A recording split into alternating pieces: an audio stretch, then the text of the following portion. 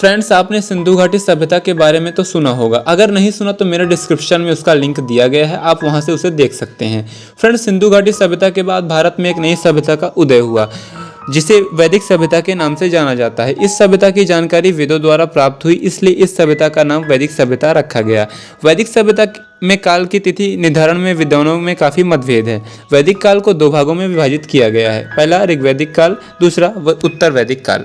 इस सभ्यता का निर्माण आर्यों द्वारा किया गया और यह सभ्यता पूर्ण रूप से ग्रामीण सभ्यता थी। मैक्स मुलर ने आर्यों का मूल निवास मध्य एशिया को बताया है। वेदों की संख्या 4 है: ऋग्वेद, यजुर्वेद, सामवेद, अथर्ववेद। ऋग्वेद सबसे प्राचीन वेद है। ऋग्वैदिक काल की संपूर्ण जानकारी हमें ऋग्वेद से प्राप्त होती है। ऋग्वेद को 10 मंडलों में बांटा गया है। इसमें 1028 मंत्र हैं। इसी वेद में हमें गायत्री मंत्र का वर्णन भी मिलता है और ऋग्वेद के 7वें मंडल में दशराज युद्ध तथा 9वें मंडल में सोमदेव और 10वें मंडल में वर्ण व्यवस्था का वर्णन मिलता है। आर्यों की भाषा संस्कृति थी।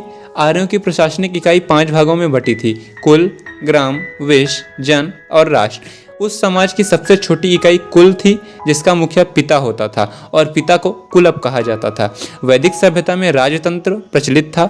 इसमें जनता को अपनी इच्छानुसार कर देने का अधिकार प्राप्त था। वैदिक सभ्यता में ग्राम के मुखिया ग्रामीणी एवं विश्व का मुखिया विश्वपति कहलाता था। गोचर भूमि के अधिकारी वजपति तथा अपराधियों को पकड़ने वालों को उग्र कहा जाता था। ऋग्वैदिक काल में आर्यों का निवास स्थान सिंधु तथा सरस्वती नदी के बीच में माना जाता था और बाद में उन्होंने संपूर्ण भारत में अपना विस्तार किया।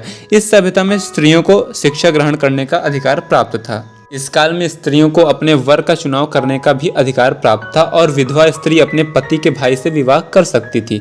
जीवन भर अविवाहित रहने वाली महिलाओं को अमाजू कहा जाता था। आर्य वनस्पति से निर्मित सोमरस नामक पेय पदार्थ का सेवन किया करते थे। आर्यों का मूल व्यवसाय पशुपालन व कृषि था।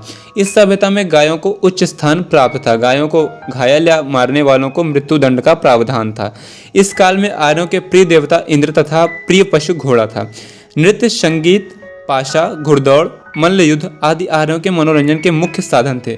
लोहे की खोज आर्यों द्वारा की गई, परंतु ऋग्वेद में इसका कोई वर्णन नहीं मिलता है।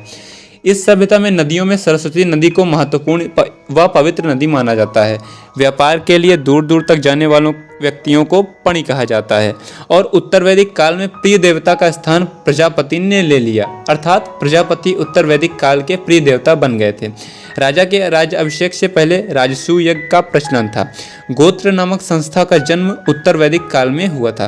दोस्तों, उम्मीद है यह वीडियो आपको पसंद आया होगा। तो जाने से पहले मेरे चैनल को सब्सक्राइब करें और वीडियो को लाइक ज़रूर करें और हमें कमेंट सेक्शन में बताएं कि यह वीडियो आपको कैसी लगी। धन्यवाद।